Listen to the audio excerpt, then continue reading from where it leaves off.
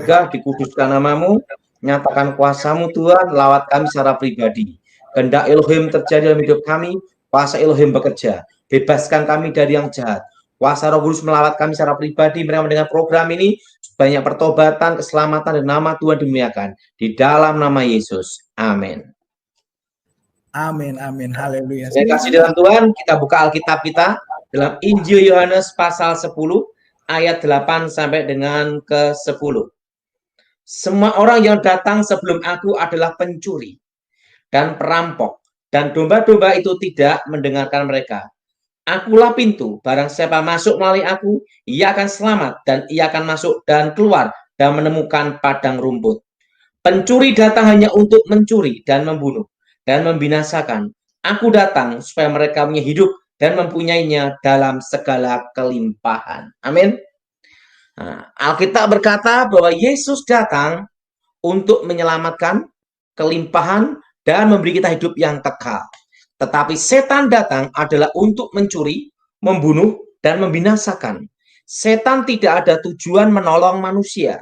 Setan tidak ada tujuan untuk menyelamatkan manusia. Kenapa?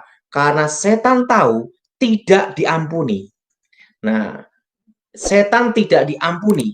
Nah, manusia diberi kesempatan pengampunan. Nah, kenapa setan tidak menolong manusia dan menyelamatkan manusia? Karena dia tahu tidak diampuni. Nah, beda dengan manusia diberi kesempatan pengampunan. Nah, saudara-saudara yang kasih dalam Tuhan, kadang orang mencari kekayaan, yang namanya pesugihan, supaya laris toko, naik pangkat, dan lainnya itu, kadang berpikir bahwa setan itu bisa memberkati. Kadang berpikir setan itu bisa menolong. Ingat, saya peringatkan kepada saudara, setan tidak pernah ada tujuan menolong manusia, karena setan tahu tidak diampuni. Yang jadi pertanyaan, apakah setan bisa membuat orang kaya? Apakah setan bisa bikin orang naik pangkat? Perlu saudara tahu, itu loh dukun yang membuat kaya. Kenapa dukunnya tidak kaya sendiri? Orang yang tidak percaya Tuhan, kalau sakit pergi ke dukun. Tapi dukun sakit pergi ke dokter.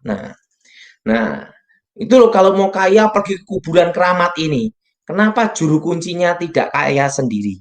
Karena dia tahu resiko. Nah, perlu dia tahu bahwa setan itu tidak bisa memberkati. Alkitab berkata bahwa setan itu perampok dan setan itu pencuri. Nah, saudara, sebelum saya bertobat, saya tahu namanya hukum keadilan yang maha kuasa. Orang baik, orang jahat, orang Kristen atau tidak, bisa menikmati cahaya matahari dan datangnya malam. Demikian manusia di bawah kolong langit ini diberinya rezekinya masing-masing, diberinya berkatnya masing-masing, diberinya keberuntungannya masing-masing. Kalau dulu sebelum saya bertobat, ada namanya mangkok piringnya masing-masing. Contohnya, ada pendeta yang kaya, ada yang pendeta yang miskin. Ada orang Kristen kaya, ada orang Kristen miskin. Ada orang yang non-Kristen kaya, ada non-Kristen yang miskin. Nah, ada preman yang kaya, ada juga preman terminal. Nah, saudara, orang kalau minta kekayaan setan itu diambil dari mananya. Perlu udah tahu bahwa setiap manusia tuh punya rezekinya masing-masing. Itu pemahaman saya sebelum bertobat. Kalau orang yang minta kuasa setan, itu mengambil rezekinya anak cucunya. Kalau rezeki anak cucunya itu kaya, hokinya besar, maka orang tuanya langsung kerja apapun berhasil.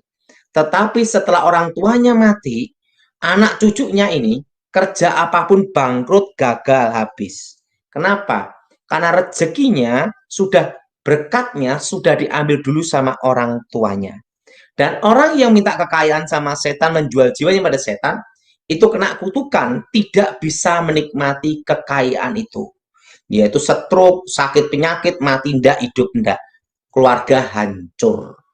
Jadi saudara jangan berpikir setan bisa bikin orang kaya, ndak bisa. Kenapa? Karena setan bukan pencipta. Beda dengan Tuhan, Tuhan itu adalah pencipta yang tidak ada menjadi ada. Itu bedanya Tuhan dan setan. Bedanya Tuhan adalah mencipta yang tidak ada menjadi ada. Nah, kalau setan tidak bisa mencipta, karena setan bukan pencipta. Makanya setan itu tidak bisa memberkati. Beda dengan Tuhan, berkat itu dilanjutkan anak cucu. Anak cucu orang benar tidak meminta-minta. Jadi saudara harus membedakan di sini antara pencipta dan tidak bisa mencipta. Kalau Tuhan itu pencipta dan setan bukan pencipta. Jadi saudara hilangkan konsep bahwa setan bisa memberkati. Tidak. Karena apa? Setan bukan pencipta. Maka Alkitab mengatakan setan itu pencuri. Mencuri apa? Rezeki dari anak cucu dipindah orang tuanya. Setelah orang tuanya mati, anak cucunya kerja apapun bangkrut, habis, gagal. Nah, sedangkan orang yang minta kekayaan menjual jiwanya pada setan, gimana? Nanti anaknya ada yang kecelakaan, ada yang sakit kanker mati semua, dan orang tuanya pun mati enggak, hidup enggak, waktu mau matinya susah, dan tidak bisa menikmati kekayaan itu, dan habis lagi. Nah, jadi saudara, yang jadi pertanyaan, kenapa korban-korban yang berhubungan dengan pesugihan, itu ada namanya sesajen. Sesajennya itu selalu hewan bernyawa. Kayak kambing, sapi, setelah itu kerbau, ayam. Nah, itu lambang dari generasi. Biasanya bacaan selamatan disuruh makan rame-rame. Nah, itu nanti generasinya itu, kalau makan bagian kaki orang tuanya, maka kaki-kaki anak cucunya sakit bagian kaki semua. Nah, kalau makan bagian kaki depan, nah nanti anak cucunya sakit bagian tangannya semua. Kalau ayam itu kan sayapnya. Nah, itu lambang dari gambaran dari keturunan itu. Dan kalau dia itu nanti makan bagian kepala, orang paling disayangi mati. Nah, jadi saudara, untuk apa? Jadi setan itu pencuri, penipu, pembunuh, pembinasa. Beda dengan Tuhan. Tuhan adalah pencipta yang tidak ada menjadi ada. Nah, berkat itu diturunkan anak cucu. Maka Alkitab berkata, anak cucu orang benar tidak minta-minta. Nah, yang jadi pertanyaan, Pak, kalau dulu kami terlibat kuasa gelap, orang tua kami terlibat kuasa setan, menjual hidupnya kepada setan, bagaimana rezeki anak cucu kami semua? Nah, perlu udah tahu, pada waktu kita bertobat percaya Tuhan Yesus, bertobat lahir baru, segala kutuk itu dibatalkan. Nah, Pak, kalau orang tua kami minta setan-setan, berarti rezeki kami kan hilang, diambil orang tua. Ingat, Tuhan bisa menciptakan yang tidak ada menjadi ada. Nah, cara doanya gimana? Saudara bisa doa untuk matahkan kutuknya seperti ini. Segala kutuk keturunan, segala perjanjian setan. Ingat, yang perlu dibatalkan adalah perjanjian kutuk masa depan. Semua ritual kuasa gelap itu selalu berhubungan dengan hari Jumat. Nah, kenapa hari Jumat tidak malam minggu? Yang disebut Sabat Yahudi, hari ke-7 itu hari Sabtu. Nah, berarti hari ke-6 itu hari Jumat. Dan ingat, hari yang ke-6 Tuhan menciptakan manusia segambar serupa dengan Tuhan. Ingat, hari ke-6 Tuhan menciptakan manusia segambar serupa dengan Tuhan. Dan Tuhan berfirman, beranak cuculah kuasai bumi. Lawan dari berkat adalah kutuk. Nah, makanya apa itu berkat? Kata-kata kehidupan, kata-kata yang mengikat, yang menyebabkan keselamatan, itu kebahagiaan, kelimpahan, kehormatan, kejayaan. Jadi kata-kata yang memberkati, kata-kata yang mengikat, yang memberikan kehidupan, keselamatan, kedahsyatan, kemenangan, mujizat, kelimpahan, kekayaan, hidup yang kekal. Itu namanya berkat. Nah, apa itu kutuk? Kutuk itu kata-kata yang mengikat, yang menyebabkan penderitaan, kesengsaraan, kehancuran, malapetaka, kemiskinan, sakit penyakit, kematian abadi. Nah, kalau Tuhan memberkati hari yang ke-6, demikian lawan dari Tuhan adalah setan. Maka setan gunakan hari ke-6 pula untuk mengikat manusia dengan kutuk. Artinya lawan Tuhan adalah setan. Nah, jadi perlu tahu, maka ritual kuasa gelap di seluruh dunia selalu berhubungan dengan hari ke-6, hari Jumat. Nah, itu ritual-ritual yang berhubungan dengan ilmu-ilmu gaib, mistik-mistik itu selalu ilmu-ilmu hitam itu hari Jumat. Nah, makanya untuk membatalkan kutuk itu namanya kutuk masa depan. Nah, kutuk masa depan itu bagaimana cara membatalkannya? Nah, cara doanya seperti ini. Nah, di dalam nama Tuhan Yesus, segala perjanjian setan, segala ikatan kutuk roh jahat atas hidupku, keluargaku, masa depanku, kami hancurkan, kami batalkan, kami putuskan dalam nama Yesus. Darah Yesus, hancurkan segala kutuk masa depan. Darah Yesus, hancurkan segala perjanjian setan. Darah Yesus, bebaskan. Dan darah Yesus, hancurkan mantra, hancurkan kutuk. Dan setelah itu darah Yesus buka masa depan. Dan aku percaya Tuhan menciptakan berkat yang baru, yang tidak ada menjadi ada. Jadi saudara, perlu sudah tahu bahwa engkau harus tahu bahwa setan bukan pencipta. Setan bukan sumber berkat. Nah, beda dengan Tuhan. Tuhan adalah sumber berkat yang menciptakan yang tidak ada menjadi ada. Nah, saudara kasih dalam Tuhan, jadi saudara jangan berpikir setan menolong saudara. Tidak, setan tidak akan menolong saudara. Kenapa? Karena setan tahu tidak diampuni.